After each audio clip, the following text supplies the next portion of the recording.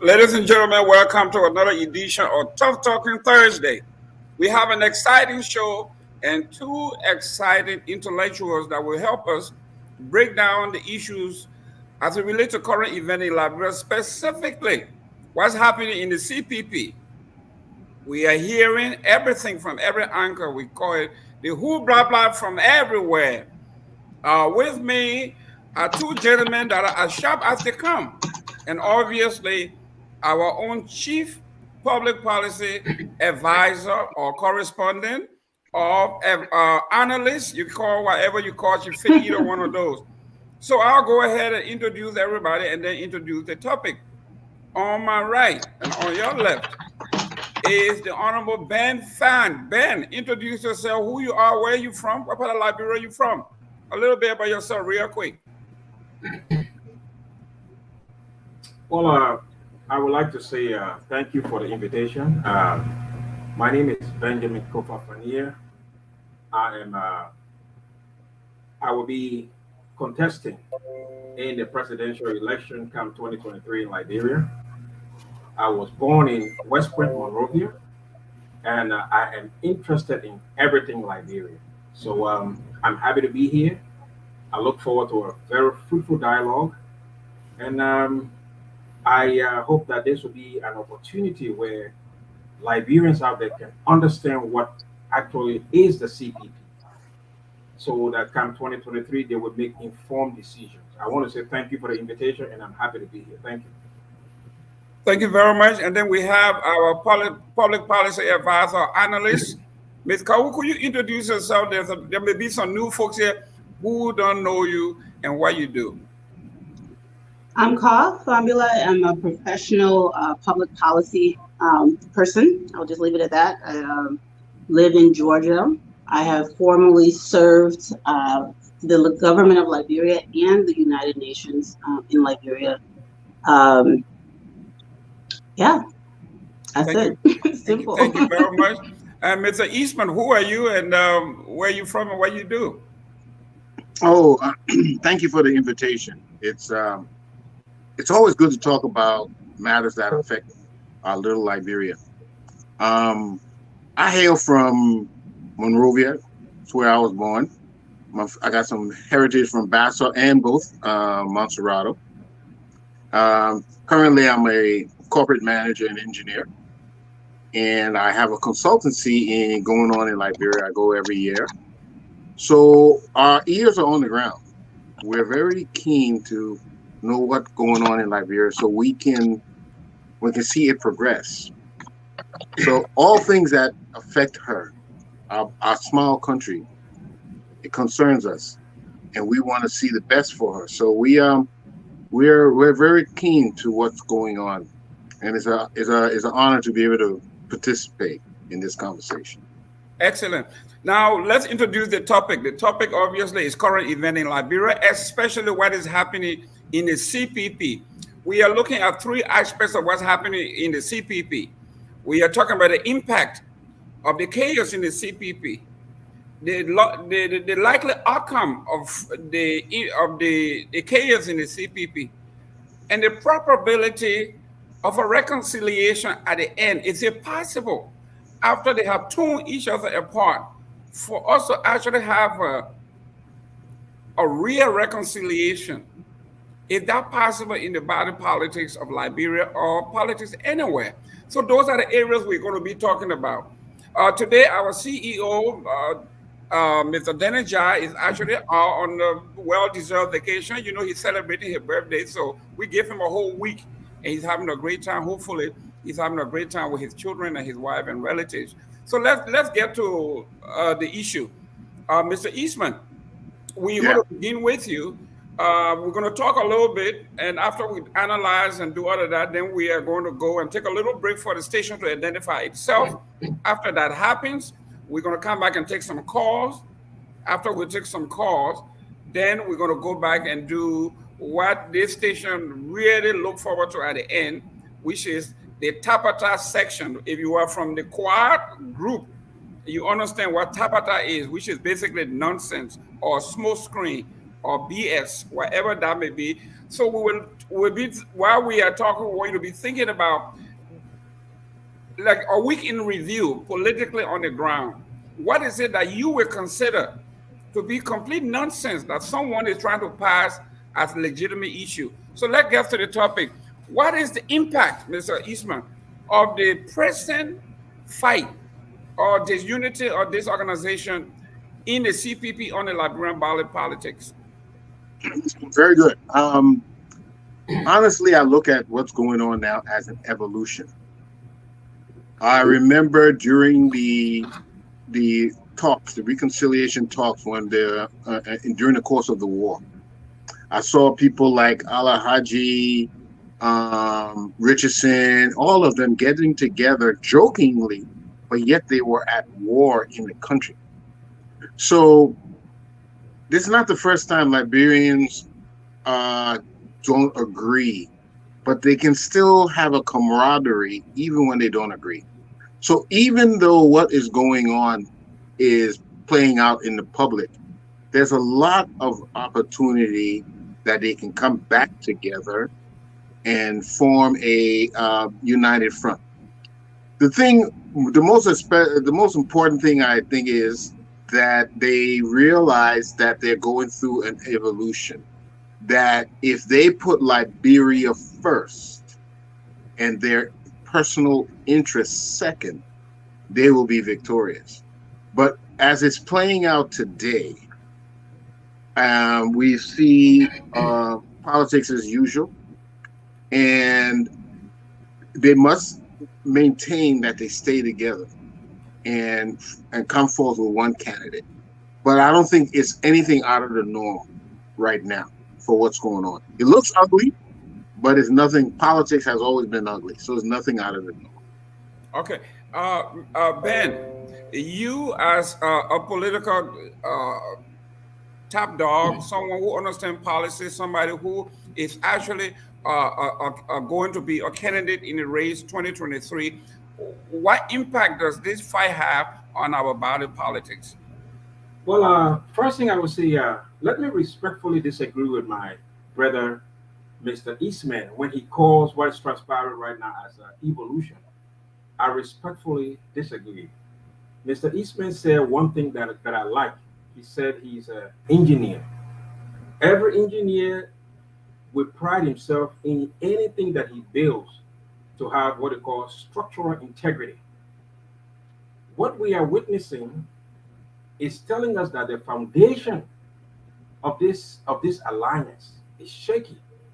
Let me tell you this: if you read the CPP framework, especially Article 4, you go down to 4.2, the CPP has a goal of eventually merging into one party. Right now what they have, they class themselves as an alliance. That is their individual organization. So there is an express intent of finally merging into one entity. And what we are seeing right now, especially if you look at the level of toxicity, it is almost impossible to see any form of unity ahead. Let me just make one point. At the ANC press conference, which I found very embarrassing and ludicrous, the ANC branded Mr. Ure as a war criminal. The ANC went as far as saying that Ure bought guns to kill Liberians. The ANC also alleged that Ure is sanctioned by the UN and also by the United States Treasury Department. But the same ANC is in partnership with Mr. Ure. I found that very mind-boggling.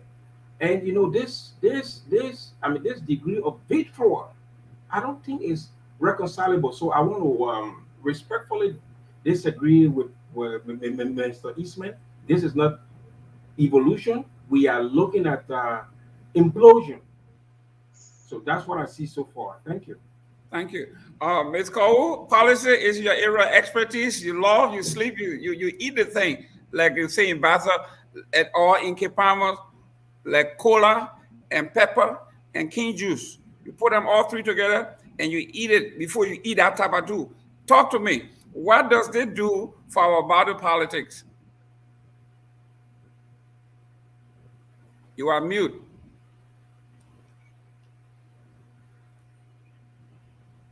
Sorry, I had it muted so you all couldn't hear my typing. Um, so I'm going to choose my words carefully. When people choose to merge with other groups or individuals in politics, it's because they share a common ideology. It's because they share a common goal. And also because not only do they agree on the end goal, but they agree on the method to attain it. So it is quite easy for two extremely conservative organizations to merge because they have the same, goal. Say, let's pull together. We have a common goal. Our differences are minimal. So when we pull together, we'll have more numbers, but we'll still be working towards the same thing. So mergers are usually based on ideology. The Coalition for Democratic Change did not share the same ideology. However, the reason it worked was because WIA was going to be the president. There was just no other way around it. And as long as we have been out of the Civil War, many of the politicians still have the same mentality that the post-war rebel power-sharing people had. So they're not even thinking about ideology, but how to divide power. The same way the CDC said, okay, Prince Johnson, if you join me, you will be king of Nimba. You can decide who will be what in Nimba County. You'll be all powerful in Nimba. Prince Johnson agreed. All these different people joined with WIA. It's a power sharing agreement, and also to get numbers. Something similar seems to be happening in the opposition. So if you compare the CPP framework document, it seems more of a power sharing agreement than a political collaboration framework. That being said, the error that they made was in their power sharing, they did not decide definitively on who the president was going to be. That's the only place the conflict is coming in, right? So we don't even know what spectrum of what end of the political spectrum these individual candidates fall on. When the Alternative National Congress was created, if you read the original policy document, the manifesto, they were more politically aligned with CDC, very radical socialist ideology. How a United States corporate executive could come to be not even a member, but the political leader of a radical socialist organization, it's just doesn't make any sense. Then this radical socialist organization becomes a Alex Cummings cult, basically. So now they have divorced themselves from their original principles, and now it's just about Cummings winning. Likewise, this old established institution, which was a merger between Edward Kesseley's Unity Party and Jackson Fiado's LAP, Liberian Action Party. So these two people merged, established political ideologies of non-tribal, all the citizens are united, the advancement of Liberia, they're about being their fiscal conservatives, both parties.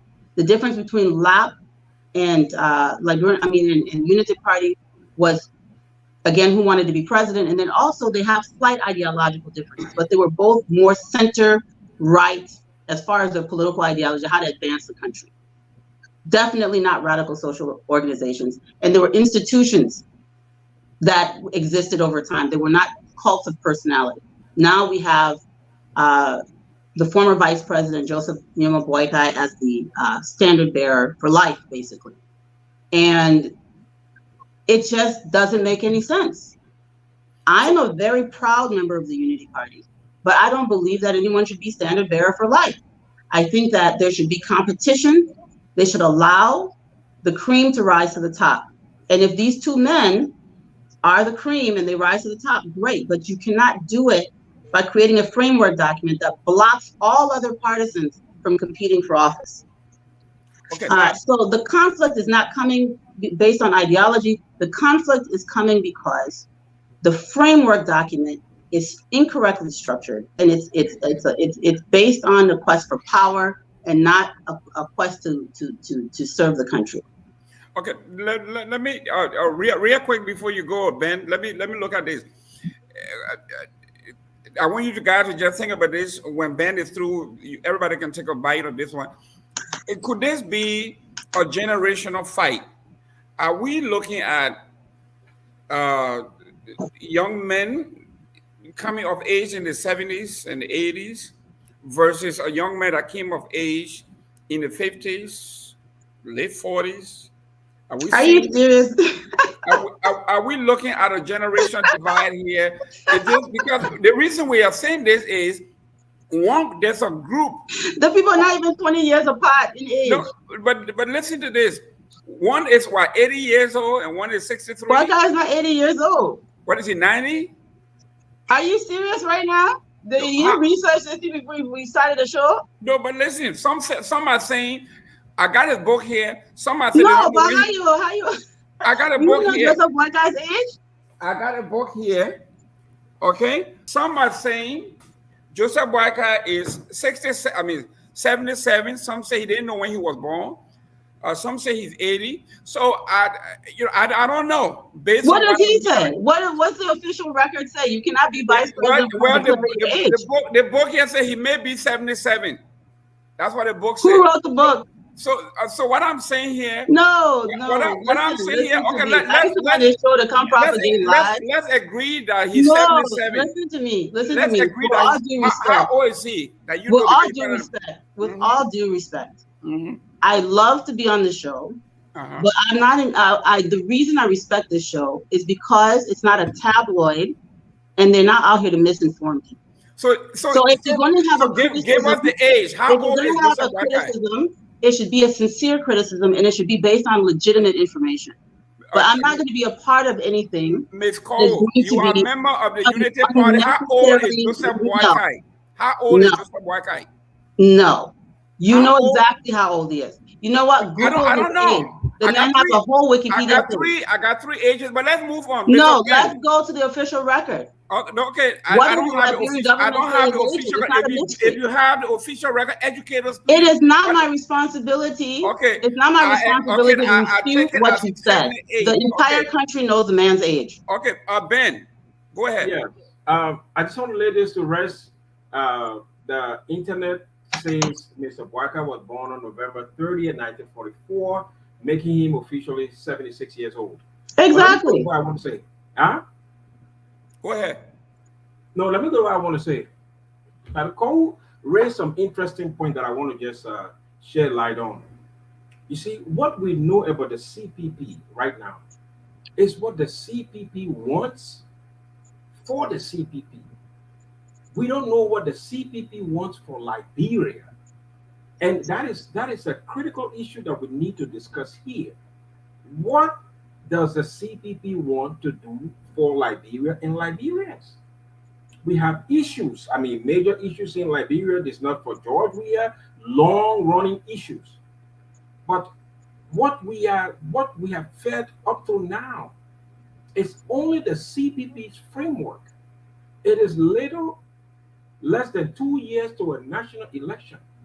We do not know the CPP agenda. We don't know that. We don't know what the CPP stands for in terms of agriculture, what the CPP stands for in terms of infrastructure, what the CPP stands for in terms of education, what the CPP stands for in terms of health. We don't know that. So it is, I mean, it bothers me, with all the drama ongoing, with all the distraction. We are missing the critical pieces that we need to actually assess who these people are. So I think she raised a good point when she said we just know about CPP framework. But what are the plans of the CPP for Liberia. What do they intend to do? I wish somebody could help us with that because I don't know. I've been trying to find it all over the place. Okay, Mr. Eastman. Let me chime in there. Yeah, Mr. Eastman, Jerome, real quick, before you chime in, okay. before you chime in, could the fight, could there be a small screen to gloss over the actual issue that the other experts are talking about? The lack of plan, the lack of credibility. Could they be using the fight here as a slow screen to kill time and not to actually reveal to the people what is it that they have to replace what is in place at this point? Is it me? You ask, Carl? No, you. Okay. Let me let me excuse me. Let me repeat myself.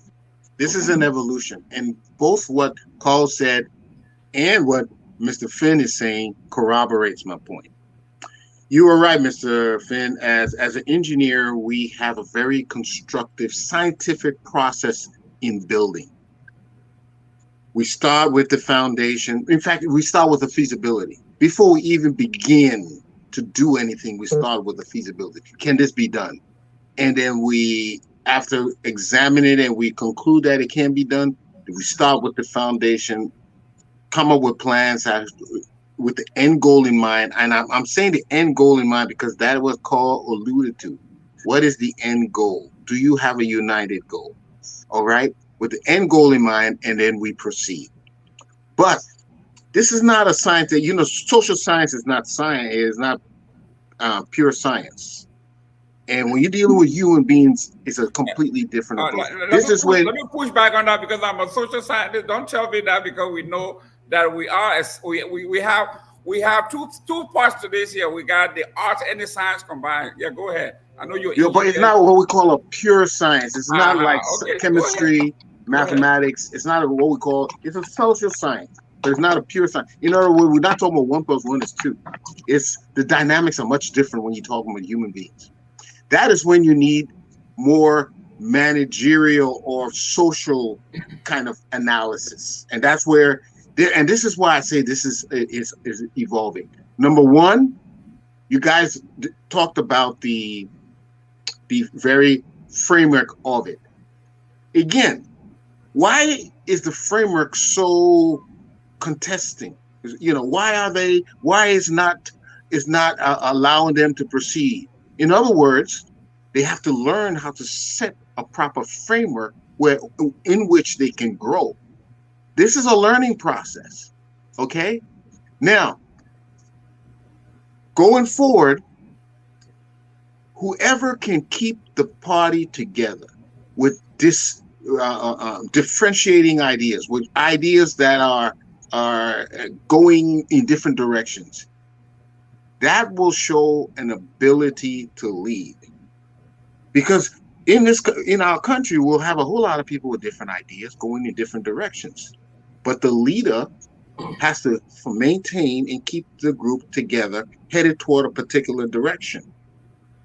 I don't think we'll hear goals and achieve purposes from the CPP until they get over this first hurdle and figure out how they're going to cooperate with each other, in other words, the framework, and who's going to lead. They are still in this infancy, and they are still evolving. Okay, Ms. Cole, I see you are shaking your head there. Go ahead, help me out here. I mean, that sounds like a person who has absolutely never witnessed any political process. Politics is not a game. It's not. Politics is an academic discipline. These things are already there's already precedent for this. Nothing's in its infancy here. The year is 2021. Okay, these are grown men and a grown woman. You want to run for office.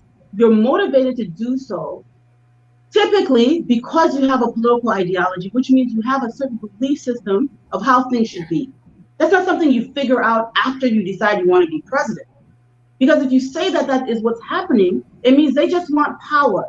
and they will figure out what they're going to do with the power after they get it. And that's the worst condemnation I've ever heard of the CPP.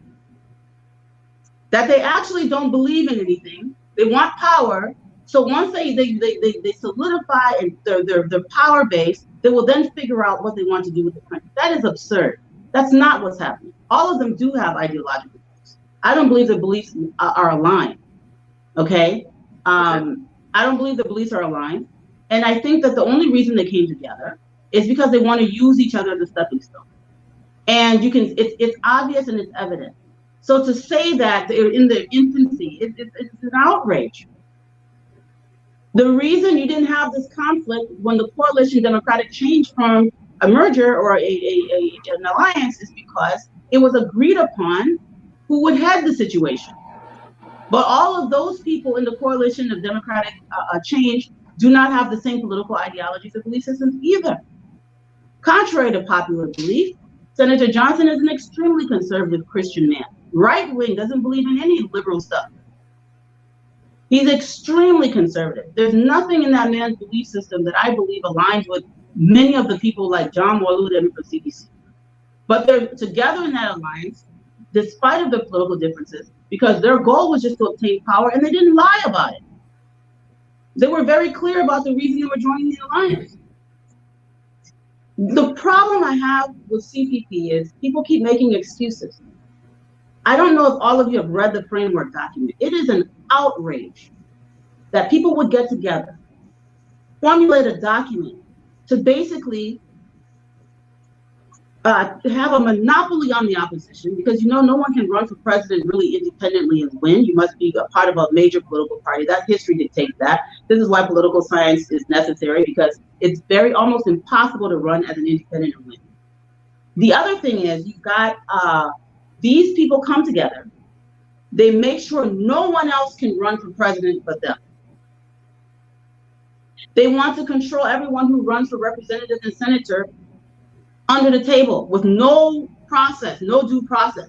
They're dividing counties. Okay, this election will give Nimba County to ANC. Okay, this other election will give Bone County to Unity Party. Okay, Unity Party will get Cape Mount. It's like post-war junta nonsense. Where all the rebel factions get together and divide jobs, they're dividing counties. Oh no, y'all got to run in Nimba last time, the hour 10. Oh, y'all win, y'all got to run in the other place, the other time, it's our turn. And we, who sincerely are disappointed in how George Weah and his people are mismanaging the country, we need to have someone who is going to come in and demonstrate that they're going to do not only a little bit better, but do something drastically better. And none of them have exhibited that kind of position. And the sickening part of this is they have suppressed the opportunity for any viable candidate within their political organizations to raise their hand up. Alex Cummings had a convention, a one-man convention today, where people had his picture on their coronavirus masks. Joseph Boyka is on a white ballot for the second time. And there's no outrage about this. Well, I mean, come on. Yeah, Mr. Ben, go ahead. Sorry, Ben, I keep seeing your finger going up. Yeah, you see, I will 200% agree with what she just said. You see, Mr. Eastman, I think he's reading this thing upside down. These people signed a framework document that they outdoor with fanfare. It was at the hotel. There was a program. So when you say they are learning, then maybe you're trying to tell us that they put the cart before the horse. Because if they have a framework, I think that is what constitutes an operational roadmap, what guides the organization. And if you look at the document, I have it right in front of me. I've read it top to bottom. It is flawed. It is deeply flawed. And I am shocked that the ANC leaders signed this document. I'm very shocked. Okay, I want to ask both of you, Ben. Allow me to ask you and Cole, because both of you are typically saying the same thing. How could they put this sort of document together? Wait, you're saying the same thing. How could they possibly put this kind of document together? How could it be signatory to this? And this is where I say this proves that they have inexperience. You have legal minds there. You have professionals there on both sides of the fence, but yet you made a blunderous document, as you both claim. This is why I say you are learning the process. Because Can I if come you in? knew it, you wouldn't be doing that. I What you're doing completely now. disagree with that, Right, Mr. Eastman. Cole, 1 minute, Ben. You know, go ahead and land. No, you see, I mean, what Mr. Eastman is saying is hard for me to understand. It's very hard because this is a document, like I said earlier, that is focused on how power is going to be divided again. I mean, among these four organizing groups. That's the basic. There is nothing there about Liberia. There's nothing there about Liberians. But what I want to say here and now is that the document even that they came out with is flawed. I'm surprised that they even signed this document. Read this document. It is greatly flawed in its totality. So it shows that they are unprepared. They were driven by one key desire: power, political power. That was the overriding desire. And that drove them to a chaotic framework. Thank you. Cole, just before you go, I want you to touch on that as well. In the original document that was leaked, they made it clear how the job would be dealt up, how they would divide the job. That only No, it wasn't. It wasn't. They didn't say well, how they were going to divide jobs. That's not well, true. one of the original documents No, said, show it to me. and they Show it to said, me. you remember when they said it was a draft. No, there was nothing that divided jobs. Mr. Fennell, I think you saw that news conference where somebody tried to pin Cummings, and he said it's a draft where they agreed It doesn't matter that what. only visible members of the CPP would get jobs. It Not was jobs. yeah? Not jobs. Okay, go ahead. Only visible members of the CPP would be able to run for office. It's a little different from jobs. Okay, go ahead. So, you wanted to say they something? wanted people who were visible and present, and it was more about who was going to be candidates for office. And when we saw that, we said and we didn't see the whole document. I'll be honest with you. I didn't see the full framework document until last week. Any version of the entire document until last week. What I saw all those months ago was just that snapshot of that page, that particular part of it. And many of us said, this is an outrage. What are you all doing? And we gave them explicit feedback that this doesn't make any sense. And what is the motive here? What are you trying to do? They did change it. They came back and said they changed it. They never presented a framework. They don't owe us the framework document in their minds, but they do. If you're members if I'm a member of Unity Party, I should have access to know what my political party is joining. You know, CDC framework document is in secrecy because they know what they own. But we're expecting higher standards of the opposition. We expect the opposition to be not to be better than what they despise. Okay, so you cannot come out with CDC tactics and conduct yourself like the very people that you're saying are not governing the country correctly. That document, Mr. Eastman, is not indicative of inexperience, sir. It is indicative of motive. They wrote that document with a motive. And the motive is clear if you go through the document. The motive is no one else should have the opportunity to run for president under CPP except those who are there. That they would not even allow members of their political parties an opportunity to contest. So the intention was that the Liberian people would not have any other options in the opposition except for Joseph Boycott and Alexander Cummings. That is completely anti-democratic. In the United States, it is illegal to do that. You have to have conventions, you have to give people the opportunity, because the same reason you cannot suppress voters is the same reason you cannot suppress people who aspire to run for office. And every single election that the CPP has held, they've done it exactly the way CDC does it. At least CDC sometimes pretends to have conventions, but they just pick a candidate without regard to other people who want to run. And if someone else says, I want to run, it's, oh, the process is closed. It's closed. We already have a candidate. It has happened in every midterm election that the CPP has held. I mean, Grand Cape Mount County, Nimba County, Bone County, Montserrado, all the elections in Montserrado. Did you all see any primaries, or do you all see how the candidates were selected? They're just picking people out of a hat. Whoever's close, whoever's present, whoever's visible, whoever we like. Regardless, I don't care what the Liberian people say. It's not important. The other sickening thing about that document is they have the audacity to say the voter perception survey that they keep talking. These are supposed to be lawyers. These are supposed to be educated people. And I said political science is an academic discipline for a reason. It is an academic discipline. Voter perception survey doesn't mean what they think it means. That's not what it's used for. You do not use a voter perception survey to select a candidate that's going to run for office. That's not what that is. You use a voter perception survey, for example, in what I do, right?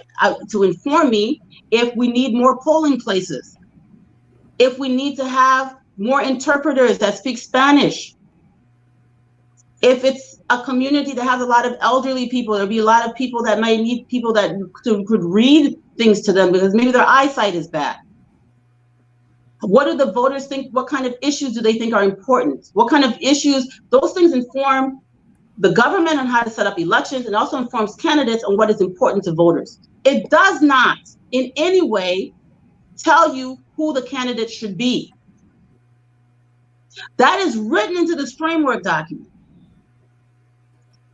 And lawyers are there agreeing. Another thing that's in the document, talking about health. Political framework documents are not responsible to qualify candidates to run for office under any circumstance. A political framework document is not responsible to qualify candidates to run for office. The government, the Constitution qualifies candidates to run for office. And as long as a person is qualified by the Constitution, there is no reason for you to write additional language that will thwart anyone's efforts to run. Talking about people's health and if they should be like this, that is completely ridiculous. That goes against what, not against, but it's beyond what the Constitution requires. Okay, well, there's a motive there. Okay, that's not being inexperienced. That's being dubious. Okay, now you just made a point there, and it brings us to the breaking news in Liberia now, where the Liberty Party has suspended Senator Darius Dillon for 6 months for behavior unbecoming outside of the framework document.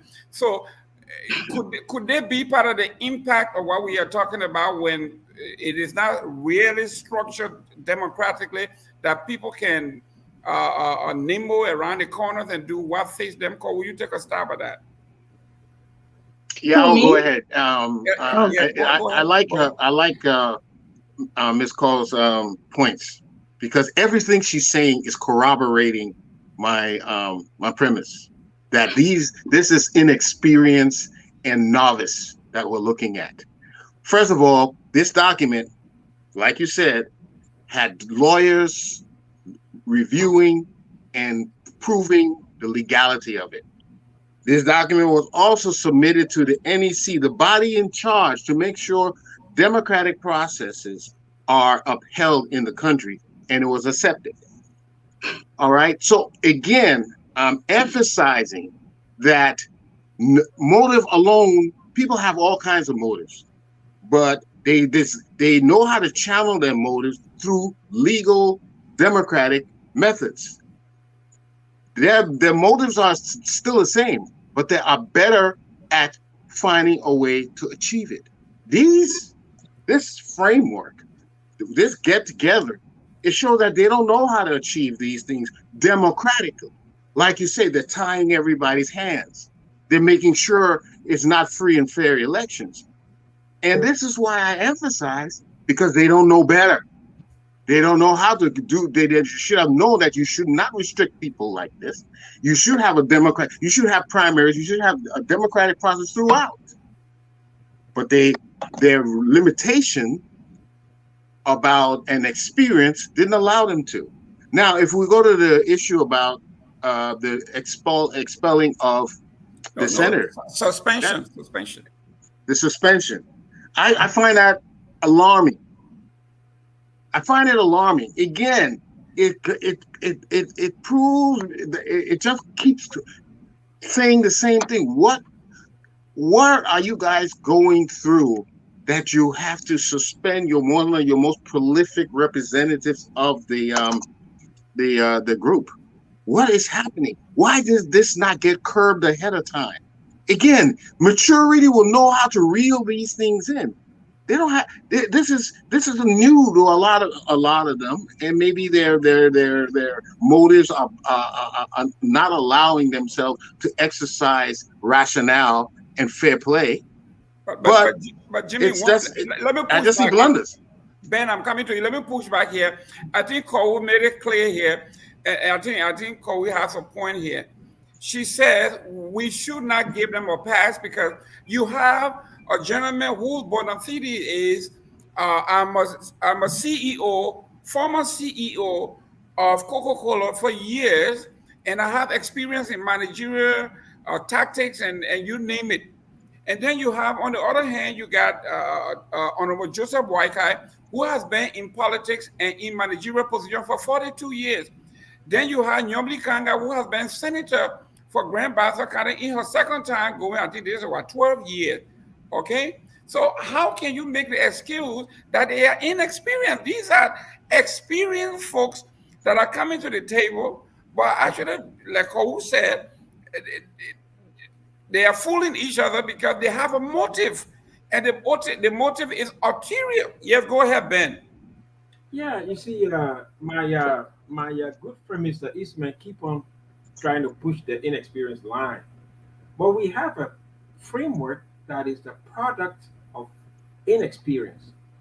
Let me tell you the danger here. Potentially, the CPP who win an election in Liberia, how would that inexperience that you are mentioning now affect their governance of the nation? You see, we have to look at these traits and say, well, if these people came up with this document that is a source of internal conflict, and you are justifying that by saying they are inexperienced, where else would they carry or would they utilize that same inexperience? So this is dangerous. It's really dangerous. We have to look at these things with Liberia in our mind. We're talking about a nation. We're talking about the life of 5.1 million people. So if we cannot justify what we are seeing simply as inexperience, I would respectfully disagree with that, my dear brother. Thank you.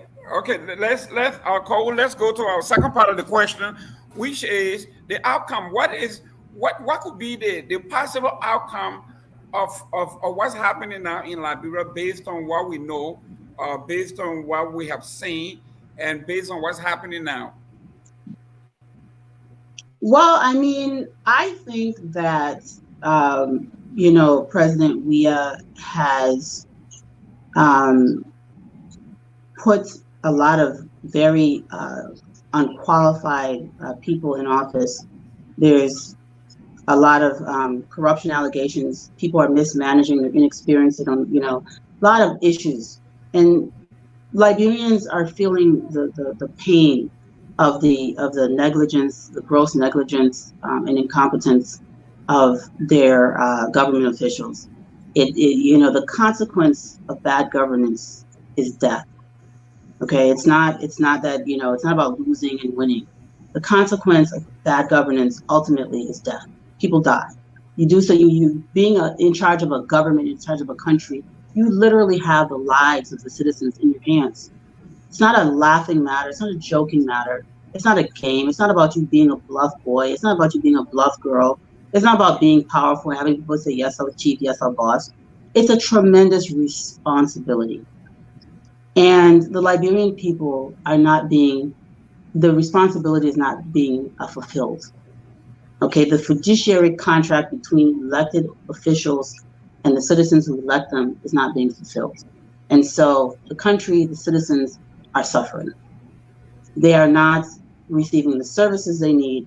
And so they are desperately looking for people who can resolve, fellow citizens who can step up and resolve their plight, fix the situation. I don't think Liberians are so much even caught up on this. Most of the worship of politicians that I see is coming from the United States, and it's sickening. Most of the superficial human being worship that they're calling politics is coming from people who live in advanced countries, who turn their light switch on and get light, who wash their hands, they don't know where the water goes, they don't care, who get up and go to work, get in their car, there's police, there's traffic lights. If they get in an accident, they'll be treated at the hospital before they even show insurance if it's an emergency.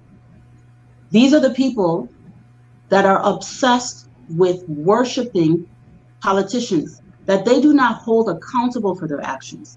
It is extremely disappointing. These people are the ones who are supposed to be enlightened. They're extremely dangerous. The blind sycophants behind George Weah, the blind sycophants behind Alex Cummings, the blind sycophants behind Joseph Boycott, it is sickening. This thing we call politics is not about finding somebody to worship and follow.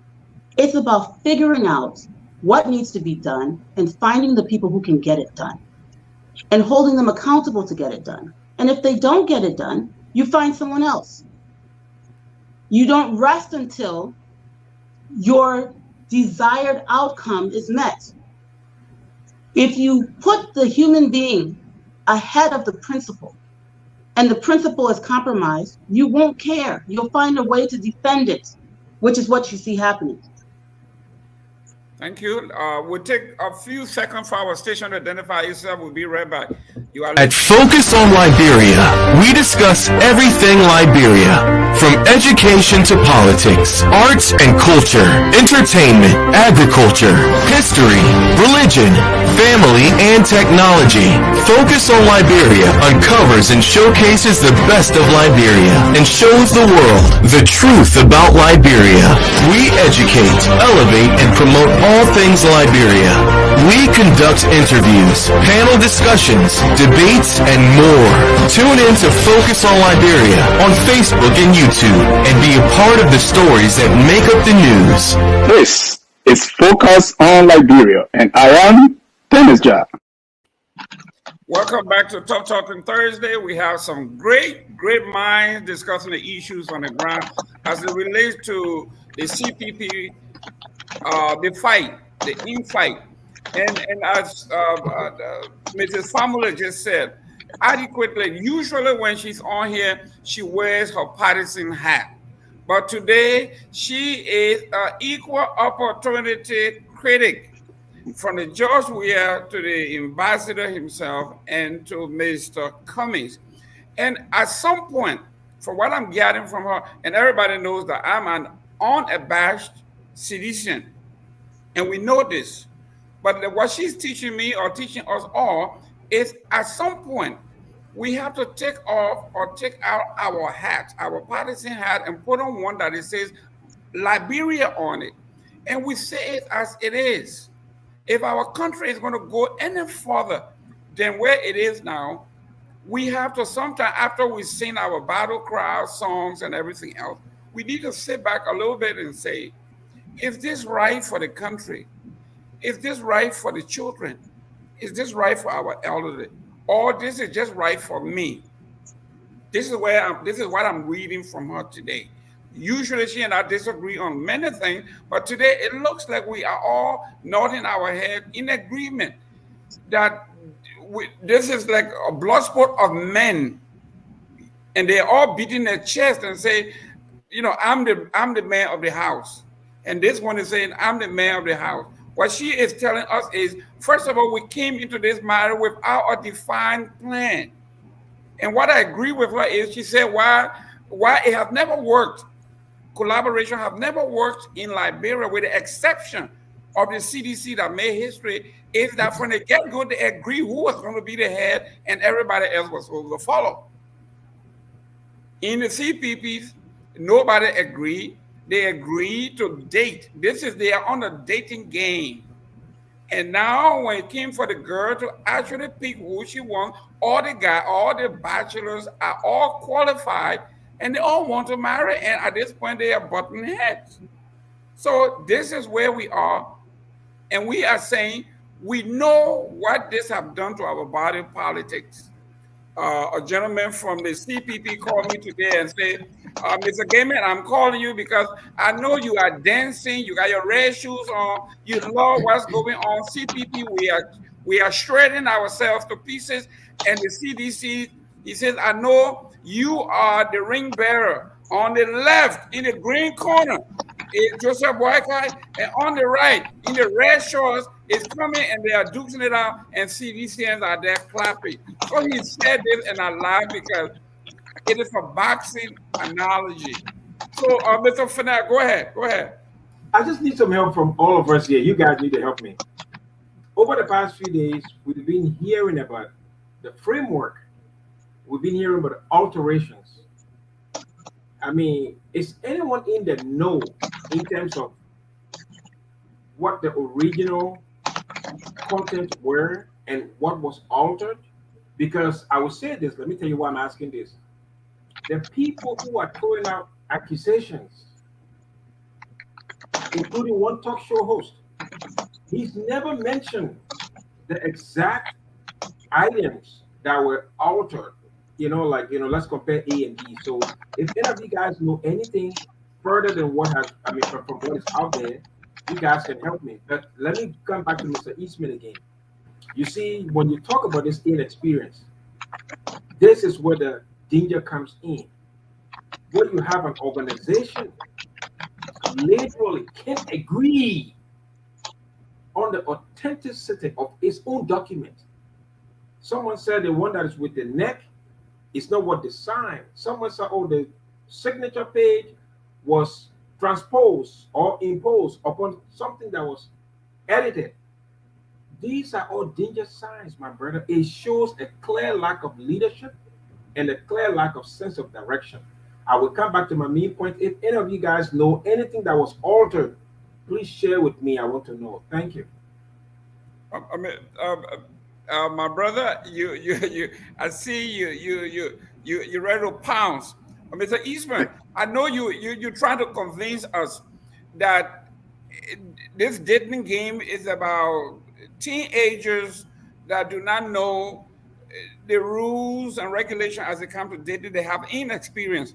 I think during the past election in 2017, the argument from the Unity Party was that we got people here who have no experience in politics, in political management, in finance, in diplomacy. And this is not a time to learn on the job. And that was one of their talking points, one of the pillars of the argument. Now here you are putting together men and women, or men and women that are well experienced, in my book, that have been in this arena for a while, and you are saying they are inexperienced. So yes, and I will let me. No, just before you go, democracy. Go ahead. Drew, I appreciate the question. Our democracy, in fact, is very, very young. I'm not looking at 1847. I'm looking at 1995 when Ellen was elected, or maybe Taylor, because before then we had a monopoly in political power. It was the True Weak Party, and it was 27 years of dictator rule, and then who ushered in Tolbert who was eliminated in a coup. This is the first transition of power we saw was when Ellen handed over the power to Weah.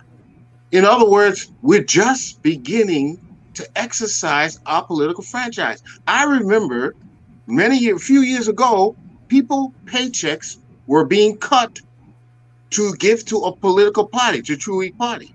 Whether you supported the party or not, as far as they're concerned, you work for government, you pay into the party. But today we are finally able to exercise our political franchise. It's a young democracy, and the players, some of them have been around for decades into politics, and some of them are new to the fold, and so they are going through an evolution, like this whole fiasco with the framework. I bet you if they would to come together now to produce another framework, they'd be much the wiser. Okay, they now they know that certain things they can do and certain things they can't do, even though they still maintain their motive as Cole properly put up. But here is where I see a light for the CPP. I like to categorically say I'm not part of that group at all. In fact, I want to see the success of the George Weah government. That's how I look at it. I want to see him succeed. I want to see this administration succeed. But the light at the tunnel is, let's see if a leader will emerge out of all of this, out of all this chaos, out of all this bickering, out of all this misunderstanding, finger pointing, and vitriolic echoes of a speech. Can a leader emerge from this? And should a leader emerge from it, in other words, someone that they all will support, then they would have gone through a process that they would have matured from. So that's the light at the tunnel. Can we see a leader coming from this fiasco that we're looking at today? Well, that would be our closing part, which is there's a possibility or probability of these people coming together. We have not come to that, but Cole, I know you wanted to come in here. We are talking about learning on the job, inexperience. So here we are. We can't come together to say who is going to lead or how we are going to select our leaders. And some people are saying that eventually, I know we're coming to this, but we have seen these movies before and we know the end game. What do we look at now? The probability of these people coming together, someone calling me a war criminal, because in politics, as Cole has said, is an academic affair. So character count, things like character, a wealth of information, hard work. You work your way from the bottom to the top and you reach a certain level and you have earned the right to be called doctor, lawyer, Mr., Mrs., professor, and someone calls you a war criminal, a killer, you name it. Do we just put this aside and say, I'm going to work with him because I need a job? Kawu, please help me out here. Character counts.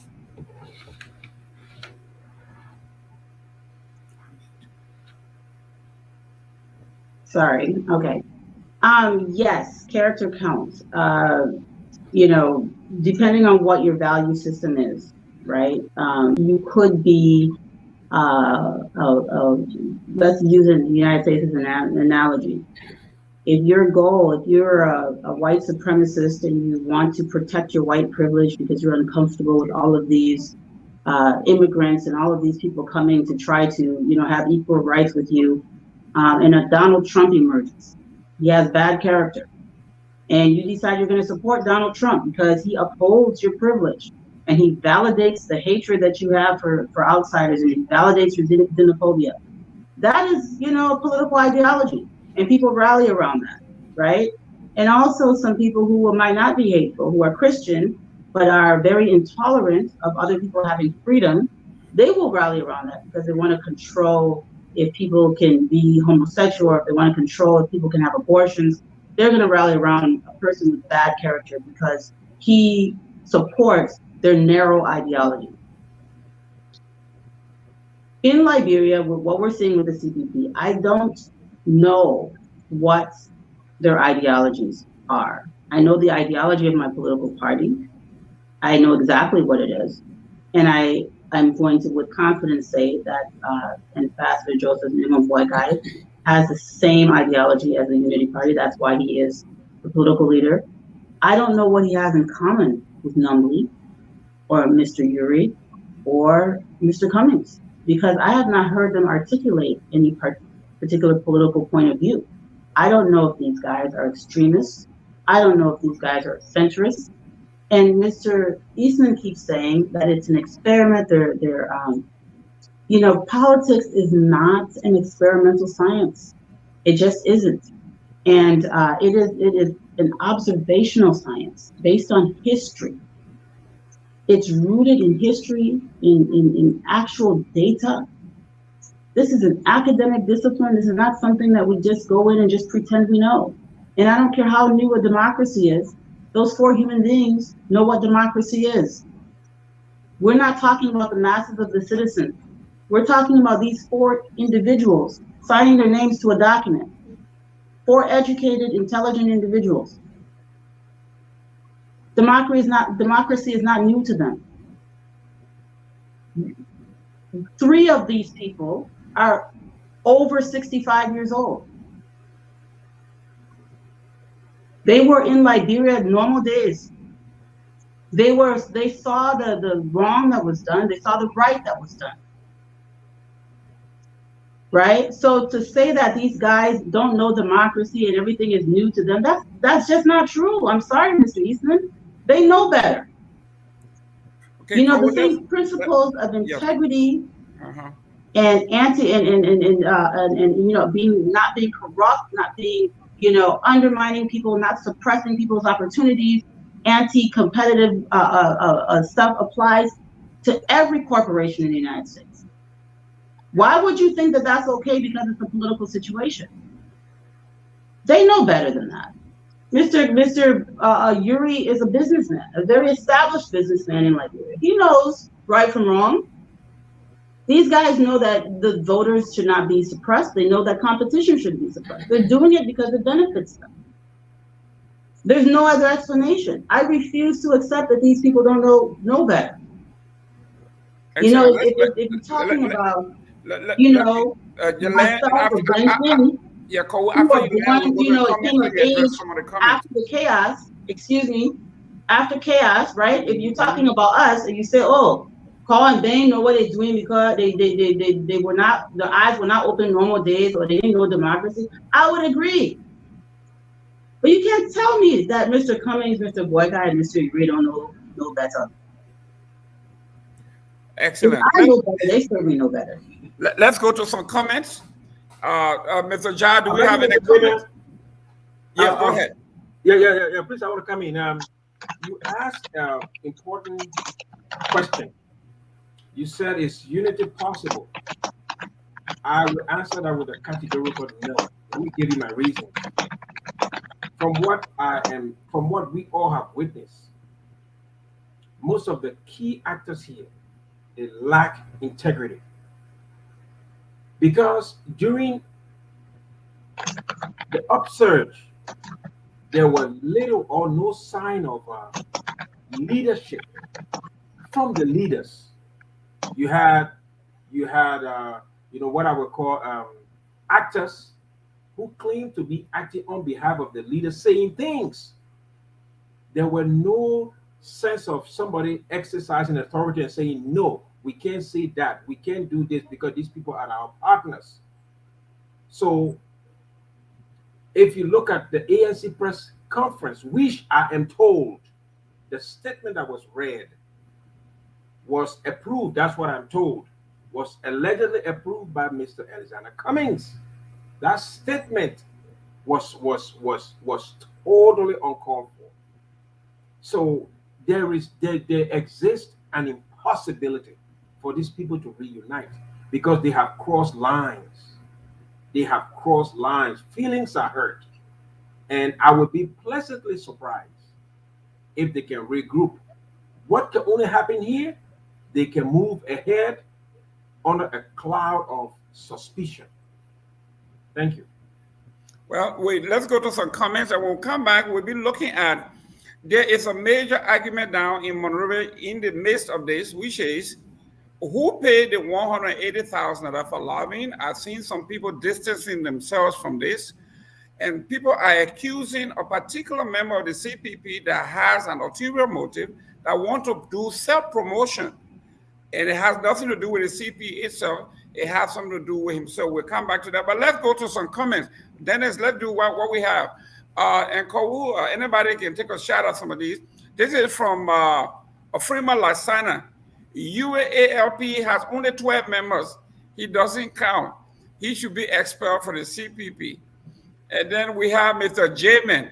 Hey, good evening, Uncle Jerome Gayman. How you doing, that nephew? Mr. Jamin, I am following from Newport Street, Monrovia, Liberia. Thank you very much. Mr. Simpson, was the same thing Ellen told Prince Johnson? I don't know what he's talking about, but please let's take notes so we can reply to some of these. Amended man, let me go listen to my American News. Bye. Okay, Amended man. Joseph, is that Bindi? Madam, I am sorry, but Liberian politics isn't based on ideology, but money, popularity, tribalism, and nepotism. Joe, wonderful woman. Our Liberian in Ghana are having problems with the government of Ghana. And you people are not saying anything about it, but talking about CPP. Joseph Dawson Davis.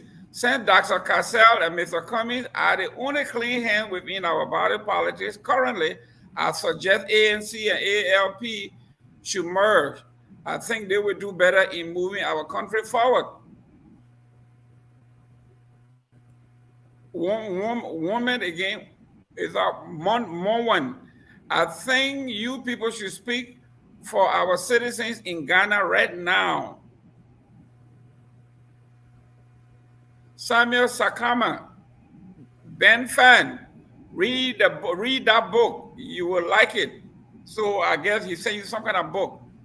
Daisy Davis, the way the framework is structured, a coming leave the collaboration, he is disqualified from running for the president on his own. Ms. Corwood, that particular phrase, I want us to jot it down because we'll come back to that. Can we divorce ourselves? Mr. Davis, again, politics can make that happen. They can reach a compromise based on the interest of moving the country forward. David, folks, I need a copy of newly revised framework. Okay, you're trying to be satirical here. Mr. Finley, can we call in? Yes, Finley, you can call in. The number is scrolling across. You can call in with your comments. Man Janga song, man, you. They said only CPP member will get jobs. Man, you again. Mrs. Cow, you have to be truthful to yourself and your audience. They said it. When the public came against it, they said it was a draft. Desmond Cow, you are wrong about misleading the public. Hopefully, Mr. Finley can call in. The framework agreement states and allow for primaries.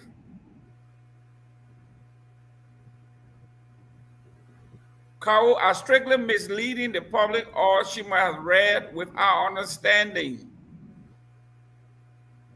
Sako, I am not understanding this lady. Politics is about alignment. In the very U.S., there is no way anyone can run on a GOP or Democratic ticket without being a registered member of such given political party. Desmond Finley, the motive is quite clear. ABS will be executed. We will be out. I don't know what that means. Seri, If the CPP does not put a house in order before the end of this year, I am afraid we will say it is better to be with the devil we know than the angel you have not seen. Saka, kindly ask the gentle lady who is her preferred outsider to run Liberia.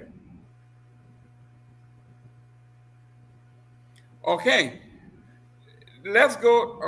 Mr. Kamara said, will Liberian trust CPP again if they can't govern their only framework in-house? Okay, he meant if they can't do this in-house. Francis Wilson, character count, but what about track records? Okay. Alexander Hayes, the CPP are showing strength to each other. It's like two male dogs showing out their egotistical behavior in front of a female dog. Jeez. James Pinto, why you think that CPP will win election in Liberia? You look at their attitude, or the what? The tone or the attitude. Okay. Okay. Mr. Warzy, great conversation. Thank you very much. Philip, Ben, where's your party headquarters? Okay, cool. Let's go to the divorce here. I'm looking at what I got this from Rodney C. about the divorce, the non-divorce clause in the CPP framework document. And something caught my attention here. It says before a divorce can occur, 2/3 of the other party have to sign to agree for you to leave the divorce and for you to leave the marriage. And when you leave, if you are a member of the if you are ANC, you cannot run as an ANC member. You can run as something else. You cannot use the nomenclature. You cannot say running. You can. If Waka left the marriage, he cannot run on Unity Party ticket. He has to call himself something else. Kawu, can you address that, please? So it boils down to the idea that they're trying to, lock themselves in and lock others out. I saw somebody write a comment saying, "Oh, the CPP framework agree that it says there should be primaries." It also talks about VPS and consensus. And all of the primaries are going to be white ballot because that's how the framework. If you read the framework document in its entirety, the primaries are not a requirement. So that's something the political parties themselves have to have in-house. It's not that the CPP is going to have a primary. It's that each political party will have its own primary to bring out their candidate. And what has happened is you really only have 2 presidential candidates in the CPP, and both political parties are putting their candidates out on white ballots, and they are not allowing anyone else. They're not giving room or making announcements or inviting anyone else to contest. And that is tragic, and that is, it's anti-democratic. So I think the purpose of that if you leave, because people run for office and the history of politics shows, and that's to get back to Mr. Eastman's idea that they don't know what they're doing. Of course they know what they're doing, because the history of politics shows if you don't run on a major political party for the presidency, you're likely not to win.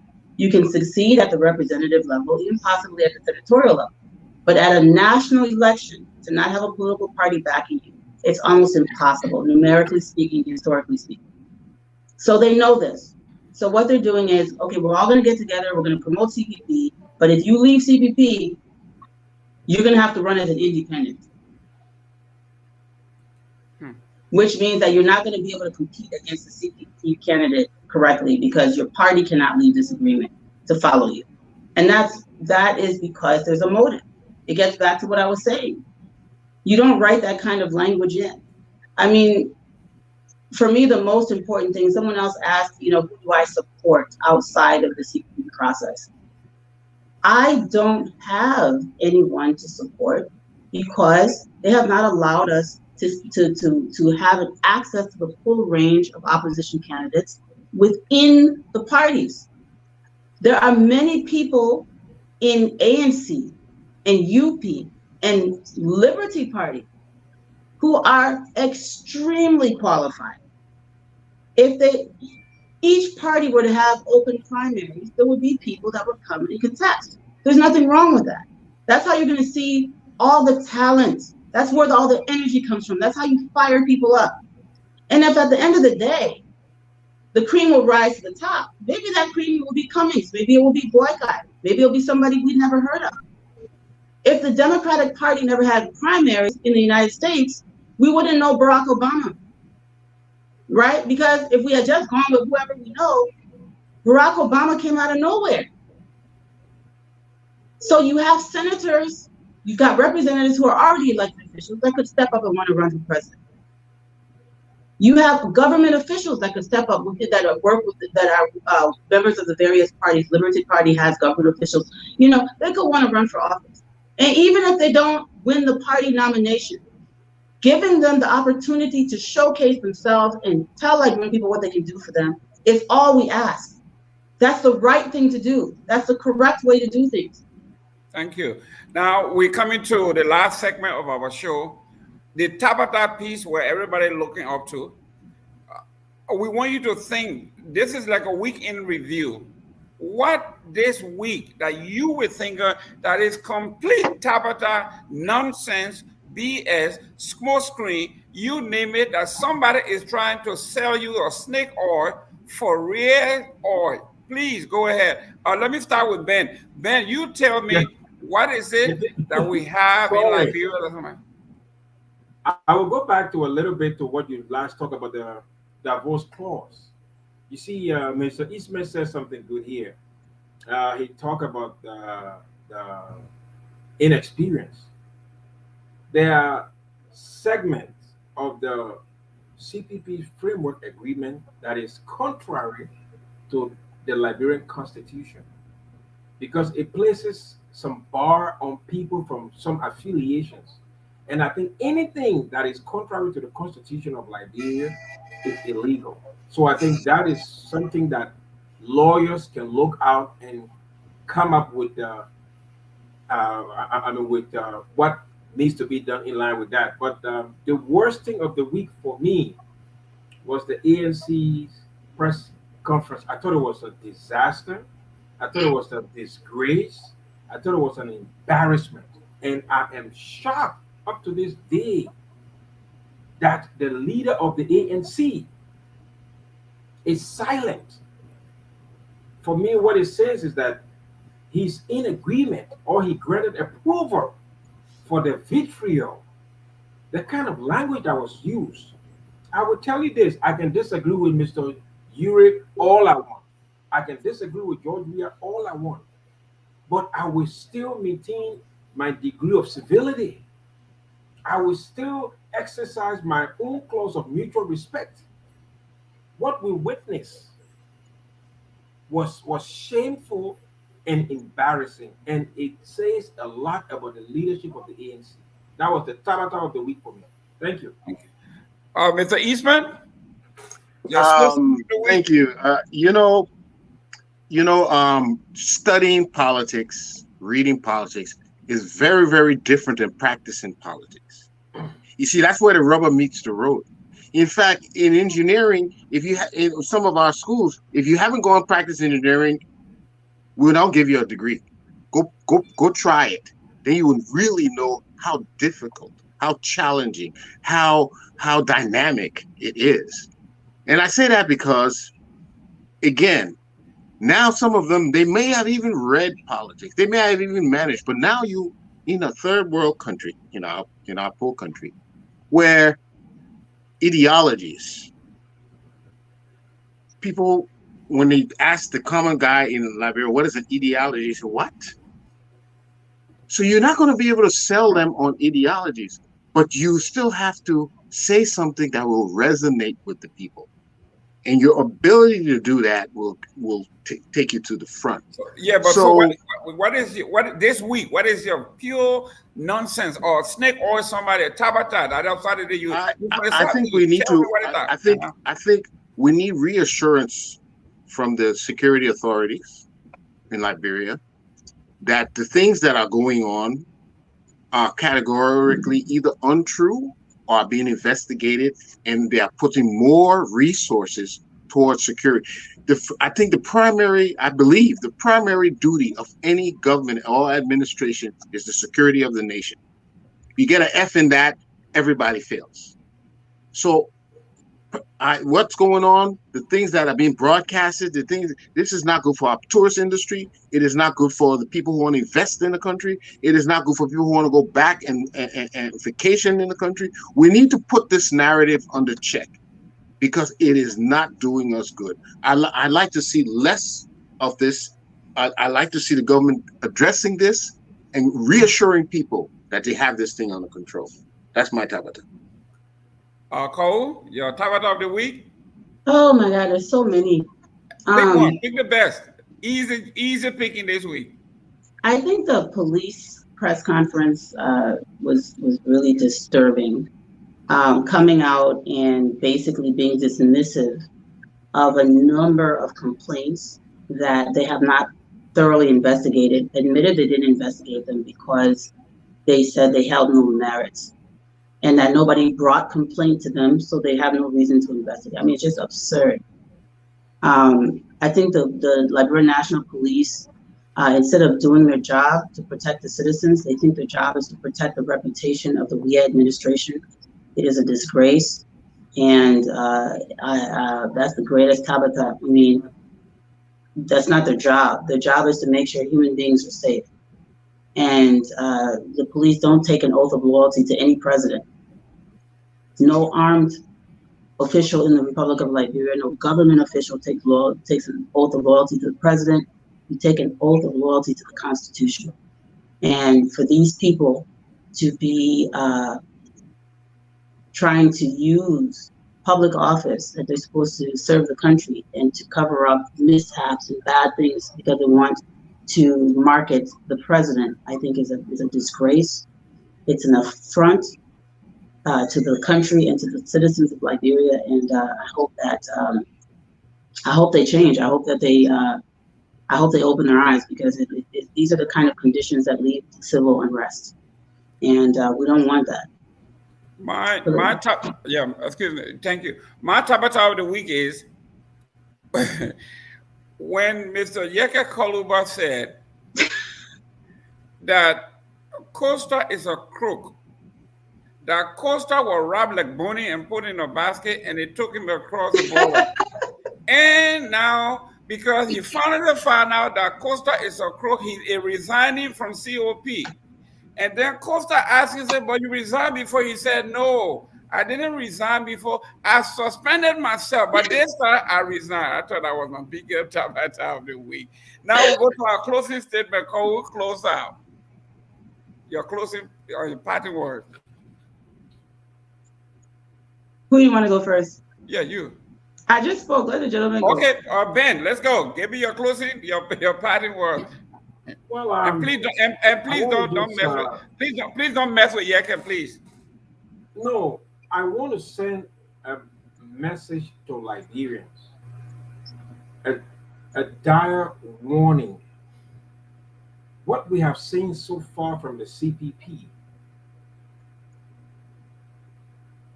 is enough for Liberians to make what I call reasonable decisions. The CPP has given us nothing but chaos and no sense of strategy or roadmap for the future. The CPP has exhibited interest in themselves. That is the CPP officials, the leaders.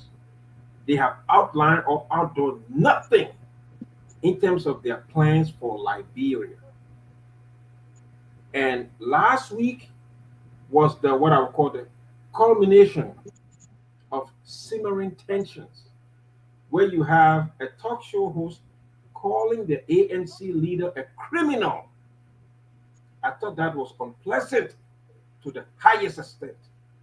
You can disagree with him, but you cannot call him a criminal.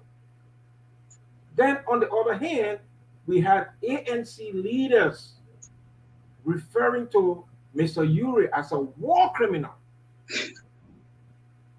These were terrible languages that people used, but they are signposts, they are guardrails, they are things that we should learn from in terms of even thinking about entrusting these people with national leadership.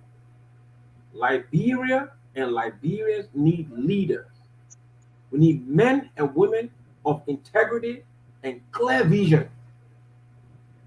These people have shown us who they are. It is left with us to make the right decision to move this country forward. Well, Thank you. Mr. Eastman, your parting words. Yeah, I got a message for our people. You know, there's a saying that be the friend who you want to have. In other words, embody the qualities of the friend that you would like to have. Whatever, if that is loyalty, if that is gentleness, if that is just justified behavior, whatever those qualities are, you have to exhibit them if you want to attract that kind of karma, that kind of person. We want good leaders, we want good representatives, but are we good? I'm 100% believe if we pursue goodness within ourselves, then we will see that reflected in the society. So it's easy to point fingers and to blame, but are we striving personally in our personal lives? Are we striving toward virtue, toward goodness, toward helping one another, for being loyal, and for putting Liberia first? If we want Liberia to go anywhere, each and every one of us must put Liberia first in our hearts. And that's all my message. Thank you very much. Cole? thank you, Mr. Eastman. I appreciate that. So I will say this, regardless of what's happening with the CPP and all of the criticisms I have, I believe that it's important for us to hold our leaders and our aspiring leaders accountable. That's the only way that we're going to achieve greatness. We cannot be quiet when we see people doing the wrong thing, or they will have no incentive, no reason to do the right thing. It is important to speak truth to power. It's important to speak truth to the powerless. It's important to speak truth to those who seek power. It's important to speak truth to ourselves. This is not a football game where you've got, Arsenal fans on one side and Man U fans on the other side. This is life and death. The consequences of bad governance is death. It's not a trophy. It's not losing a trophy or losing a prize. It's not getting booed. People die when you don't govern the country properly. Our Yuri, Madam Conga Lawrence, former Vice President Joseph Boykai, and Alex Cummings, potentially more competent than the current administration, yes. Would Ambassador Joseph Newman Boykai make a better president than George Weah? Absolutely. Would Alexander B. Cummings make a better president than Joseph Newman Boykai? Than George Weah? Absolutely. That's not the question in my mind. The problem I have is the way that you conduct yourself in your pursuit of power is a strong indication of how you will conduct yourself when you acquire power. And I want them to move correctly. In the process, the devil is in the details of the process. The means does not justify, the end does not justify the means. The means legitimizes or delegitimizes the end. The process in which you approach and pursue your goal is what makes the product legitimate or not. If you do the wrong things in your quest for power, if you do it incorrectly, your position of power when attained is illegitimate. Period. If you're going to connive and manipulate and oppress and suppress and play these crooked games, the end result is not legitimate. Now, we have a culture in Liberia where we think that when you're being conniving and manipulative and you engage in conspiracy, that you're being clever. That's how that means you're smart, you're clever. No. If you're clever, if that was being clever, Liberia would look like Switzerland. We keep doing these backward things, generation upon generation, and the country is backward, and we think we're being clever, continuing the same conspiracy and backdoor dealing. You have to walk the road of success from the beginning, things that we teach our children, instill in our children. If you go and cheat and get an A on a test, and everyone thinks you got an A, but you know you didn't get that A, you know you didn't prepare yourself for that test, you cheated or you bribed or you did something to get it, it's not going to have the same effect as if you worked for it. Because now that you have that A, they're going to move you up to another class. Now it's showtime. But guess what? You didn't earn that position. So you're not going to be able to perform because the prerequisite, you cheated. You didn't earn that place. You don't belong there. You don't deserve to be there. The only thing we want the opposition to do is do right by the Liberian people. For God's sakes, they are suffering and have suffered enough. Put those children with malaria that are dying first. Put them first and demonstrate to me and the fellow citizens that they are more important than your quest for power. And we will back you, we'll pray for you, we'll dance for you, we'll beat drum behind you. We will support you. And that goes for WIA, that goes for anybody. But they continue to show people that they feel they are more important than the 5 million people they want to lead. We're not going to tolerate it. I love my party. I love Vice President Joseph Zuma Boygai, but I love the Liberian people, especially the Liberian children more. And in no good conscience will I support any process that I feel was not done correctly and for their benefit. Thank you very much. That was a powerful closing. Like we say in the old country, if the Christmas is going to be good, you will know it on the eve. The CPP and the nonsense that going on tells us this is a bad Christmas Eve. That tells me, watch out for this bunch that is coming. They are not coming because they love Liberia or because they love the people. They are coming because they have an ulterior motive, which is me. Now, before I go, let me say this to our police chief, the IG. I want to give you kudos for a beginning, but I'm going to give you an F for performance. You, as the chief of police in the nation, you cannot wait until it gets to a boiling point. And this is coming from a CDC, someone that supports the president. You cannot wait until it gets to a boiling point and you come to investigate. Those things that you reveal, they are very, very critical. A young man from another political party from the opposition shot himself and blamed it on the state. He's saying somebody in here shooting folks and I got shot. And that was revealed that it was fake. We also found a young man who said he was abducted, he was taken from Monrovia, he was drugged, and he was taken to Batala in Bon County, only to be found that the cell phone record shows he never left the confines of Monrovia. He lied, now he's on the run. We also found out that somebody took a picture, a video of a young man that was killed in 2018 on motorbike or pen rider. Somebody murdered him in 2018.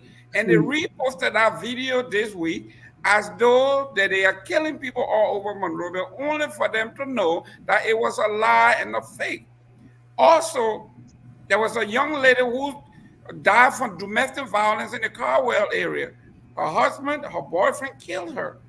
They went based on that. They took an autopsy picture of a young lady from another country, posted on social media, and said that was the girl that was killed in Carwell. And the parents have to come out and say that is not true. They will find out that that is an autopsy of a young lady that was killed. And they took that and they tried to transpose that. This is not good for our country, whether it is CPP or CDC. Now, I want to say this before I close here. This week, there is a lady in my school district that was transferred to another school. She came from a high academic performing school, and she went to a less academic performing school. A week later, she quit, and she went to the school board and said, I'm accustomed to teaching. She said, but when I went to this new school, I spent 27 minutes of my hour doing classroom management. I cannot teach. And I'm saying this to say, if you are in the opposition and you are fermenting these fake stories, when you come into power, you will have to deal with these things instead of managing. So if Kawu is right, if you know this because you're an educated person, then you are only doing it because you want the power and nothing else, knowing fully well that you will have to lead at some point, and you cannot lead in the midst of chaos. So Liberia first, Liberia last. No matter what party you're from, opposition, imposition, opposition, this is who we are. It is our country. We need to protect our country. If you see something and you hear something, say something. God bless you. As usual, this is the end of our show. We are going to be here next week, Thursday, Talking Thursday. If you want to take on Kawu, that's fine. Call, we'll bring you on. You want to take on Mr. Eastman, you want to take on myself, or anybody here in the organization, next we'll week. be ready to go. Listen, we took out our glove, we're ready to box. Come on, Kawu is ready. We'll try to bring another lady. I know Ms. Weddy Power is ready to go. This is not an all-man show. We need some quality women here. And you can see Kawu can take on 3 men, and we didn't even touch her with a glove. So this woman is tough. She's ready. She's good. As usual, we end our show when we say we are all Liberian. Here comes our song. Thank you. We are Liberian. Liberia is our home.